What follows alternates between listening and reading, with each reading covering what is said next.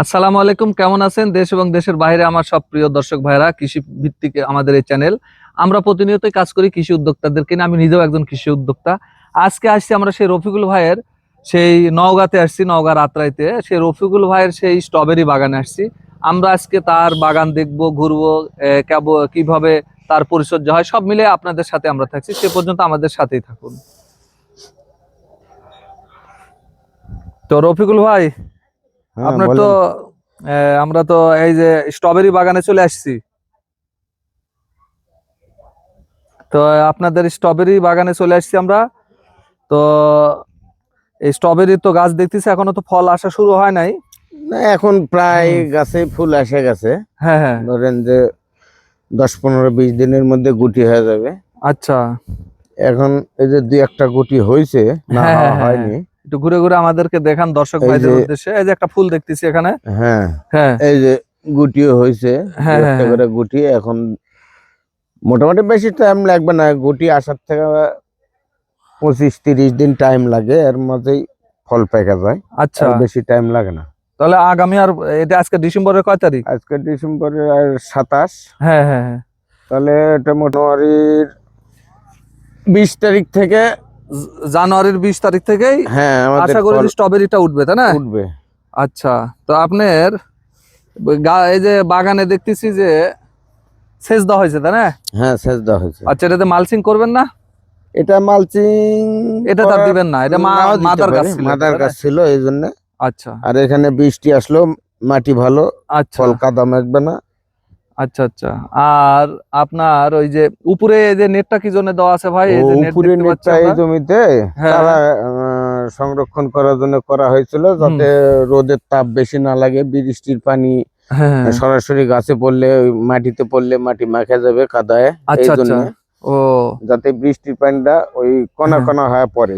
আচ্ছা, নতুন যারা উদ্যোক্তারা যারা এই স্ট্রবেরি বাগান করবে তাদের উদ্দেশ্যে আপনি কি বলবেন? যে যেমন এই যে তাদের জন্য বলেন, এই যে বেড গুলান করা আছে কি জন্য? এই যে ড্রেন সিস্টেম দেখতেছে, এই যে ড্রেন, এই যে ড্রেন গুলন। এই ড্রেন করার উদ্দেশ্য তো সেচ দেওয়া, বা ফল তো ধরেন যে হ্যাঁ, যদি উঁচু জায়গায় না থাকে, হ্যাঁ, ফল হ্যাঁ, তো পানি আপনার হ্যাঁ। ফল পচে যাবে। আচ্ছা। এই কারণে বেড উঁচু করা। ও, আচ্ছা। আর একটু আমাদেরকে বলবেন যে এটা কি জাত আপনার, এটা এই বছর যেটা লাগাইছেন এটা এটা? আমার উইন্টার ডন। উইন্টার ডন, তাই না? এটার ভালো ইয়া না?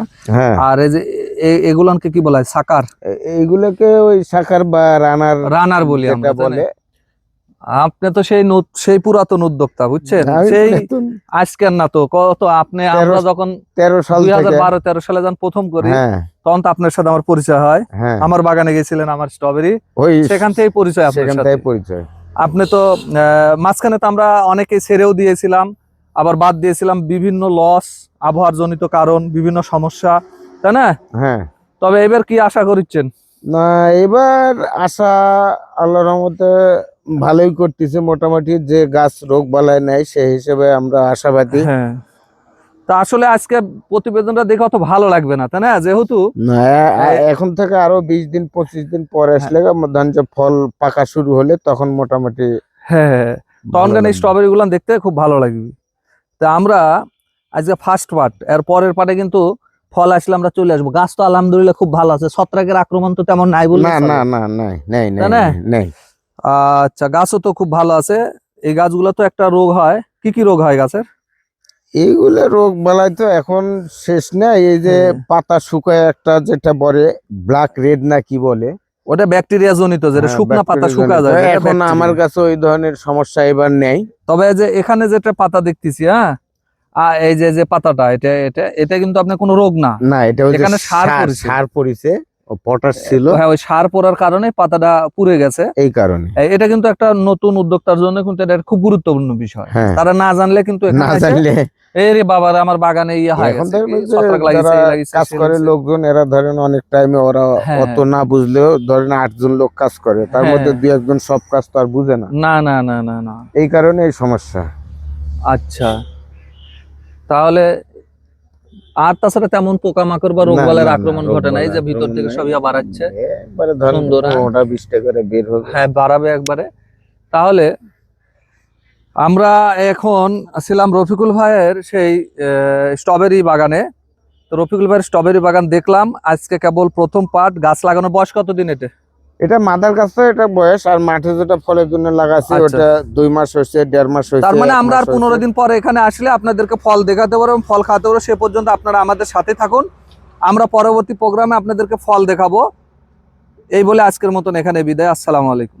পরবর্তী প্রোগ্রাম আপনারা অবশ্যই দেখবেন। আমরা 15 দিন পর আবার আসবো, যখন এই বাগানে যখন ফল যখন ভরে যাবে, ঠিক সেই সময় আবার এসে প্রতিবেদন করব।